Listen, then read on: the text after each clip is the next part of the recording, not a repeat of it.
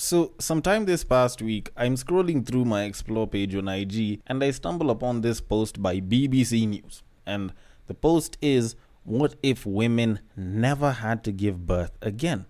You know, kind of found it pretty intriguing. So, I decided to go open it and I'm looking at the caption, and the caption says, and I quote, "The idea of growing a baby in an artificial environment outside of the human body has always been considered in the realms of science fiction. However, it may not be for much longer. Scientific developments in this field have been taking big steps forward in recent years, particularly in our ability to care for our extremely premature babies. So, just how close are we to being able to create human life entirely outside of the human body?" End quote. So, at first, I'm sitting and I'm like, wait, what the hell? Of all things to start looking into, why would we go and start asking ourselves the question of taking away childbirth from a woman's body and putting it into some sort of a machine or, an artificial womb or some shit? And I decided to just, read through some of the comments and see what some people were saying. Now, some people were like, oh, this is the Matrix that's about to happen. The usual religious people are like, Jesus is coming again. Then obviously there were some people that were like, this might actually be a good idea because women actually suffer through childbirth. And obviously there's some woketivist over there that just so happened to start saying, oh, finally we can have agency of a woman's body, blah, blah. Why is it that the people that are so butthurt about this entire thing and are speaking against it are all men? Is it because, you don't get to have more control over our bodies? And I'm just reading most of this shit and I'm like, okay, this is interesting, because I like reading the comments sometimes. It gives you sort of like a diverse outlook on the entire thing. And I kid you not, while I was reading other people's opinions on this, while I was looking through all of these comments, it's not like my outlook sort of changed, because in some way I feel as though, like, I personally am not a fan of it, because I feel as though to a certain degree, if we do this as, a civilization, as a society, we'll pretty much be taking away like the last strands of femininity away from women. And I know it sounds almost like an alarmist view of things, I sound like I'm a bit extreme and shit, but personally that's how I'm looking at it. And to anyone who thinks that, guys are pissed because, we don't have control over a woman's body if we let such a thing happen, just so you know, if anything, we've actually been trying to give you guys more control over your bodies than anything. Because the contraceptive pill, as well as so many other, contraceptives, as well as things like the tampon, the pad, like most of these things were invented by men. Just so we can help you guys cope with and control, your bodies and some of the things that you'd want to do. So why would we suddenly have a problem with you guys getting another way to do it? Like, that's not really a part of the argument. And I feel like anyone who looks at it that way is completely missing the point and is sort of looking for enemies while they don't exist.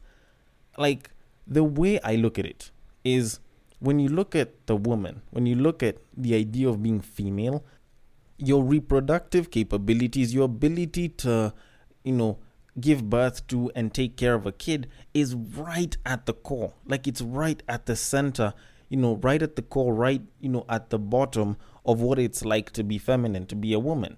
And I know, like, someone's about to say, oh, do you only look at us as reproductive beings? Well, in a nature-based kind of way, it kind of is that way. Just the same way for us as guys, we are pretty much providers, producers, and, when the need arises, protectors. Like, that's pretty much what we're good for, which is why we're expected to provide, we're expected to protect, and, providing can also include us providing the seed that, gives forth the child and everything. And, it's not that it's an insult, it's just recognizing it for the blunt basics and, base code for what it's like to be, a being on this planet. And I know women are valued for a hell of a lot more.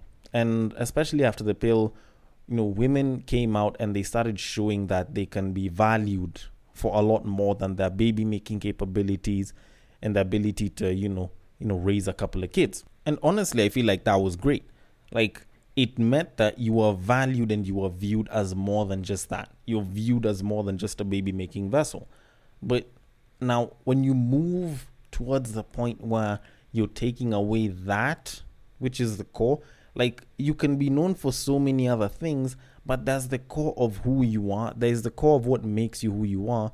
And with the female anatomy, the ability to create children, I think, is right at the core, which is why I do feel like if this was to happen, then I think it would suit women who are barren, women who have fertility issues, or couples that have fertility issues, because men can also be in that mix, a hell of a lot more. As opposed to those of us that can get kids but are like, you know what, let me make the choice to not have them and let another machine do it for me. Because there's that bond that comes with motherhood. Like, the pregnancy, the 9 months that are there, the childbirth and the pains that come with it, like, all that shit is what creates the bond between mother and child. Because there's all those months that you've carried that kid. You know, there's the increase in weight, there's the hormonal issues, there's the morning sickness and everything. Then you move all of that suffering in, and then you take it to the peak with childbirth. And you have this woman screaming, making noise, you know, the baby is bringing all sorts of pain and everything, and you feel like you're about to die. And all of a sudden, at some point, that baby comes out. So probably a surgery was done, or you decide to go through regular childbirth, but it actually happens. And that child is born and brought into the world and everything, and, you know, the crying happens and so on. Now, with my very little knowledge of biology and, you know, reading through the internet randomly and so on, I know that when childbirth occurs, there's actually a release of oxytocin from the mother to the kid. And oxytocin, for those of y'all that don't know, is the love hormone. Now, obviously, that will create the attachment that comes with the mother having that baby, which is why, you know, even though the kid died like a couple of hours or a couple of minutes after they were born, you'll see the mother wailing and screaming and, you know, crying so much because they lost a kid, whether or not they wanted the kid. And that's a clear sign that they loved that kid the moment it came out, because, you know, there was that release and everything. And now you want to tell me that there's some sort of science that aims to take that away and actually make it a choice? Like, will the mother appreciate the baby? Will the mother love the baby just as much as if she gave birth to the kid, if she decides to go the artificial way? Because it's not like there'll be a release of oxytocin, because there won't be any childbirth. Like, you will literally have the baby grow under artificial conditions to make it happen. So even though oxytocin is released, it's not like it'll be like properly joined. Like, I'm not saying that, you know, you can't love a kid, even though they're not from your womb. But as most mothers will tell you, the kind of love that a mother feels towards their own child that's come out of their womb is different and special in every single way. And then now someone wants to take that away. Like, fine, I can get that, you know, there's some women that might want to progress their careers and they don't want to stop and go and have a kid. Or, you know, some women just don't want to go through the pains of childbirth. But why take away the suffering that is good? Like, it is suffering for some people, but there is good that comes from it. And I feel like that's probably the one big issue that's there. Like, you can erode all of it, but, you know, you're taking away the kind of special bonds that will be there between, you know, mothers and their kids. You'll probably be eradicating what it means to be feminine, what it means to be female at its very core. And all of that just because you wanted to say that you've made a breakthrough in fertility medicine. Like, I don't think that's a particularly good way to look at it. Like, don't get me wrong, childbirth has its problems. And, you know, at some point, it was actually a leading killer of women and, you know, just mothers in general, you know, way, way back in the day, you know, before, you know, washing hands was kind of brought in. But still, at the end of it, childbirth is something that is, and as someone once said, if it ain't broke, don't fix it.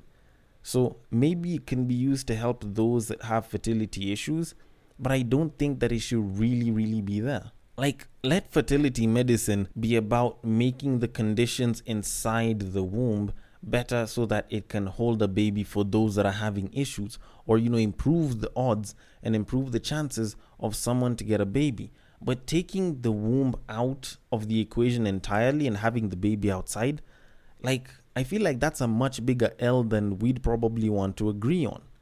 But then again, that's just my outlook on it. Maybe yours is a little bit different, so I want to hear your thoughts on this. The DMs are open. On IG, it is at Breaktime on Westside. On Facebook, it is also at Breaktime on Westside. And on Twitter, you can slide into my personal DMs, which is at Bagaka the D. Thank you so much for listening all the way till the end. And if you are listening through Castbox, feel free to drop your thoughts and comments below, and I will attend to them accordingly. And I will catch you guys on the next break.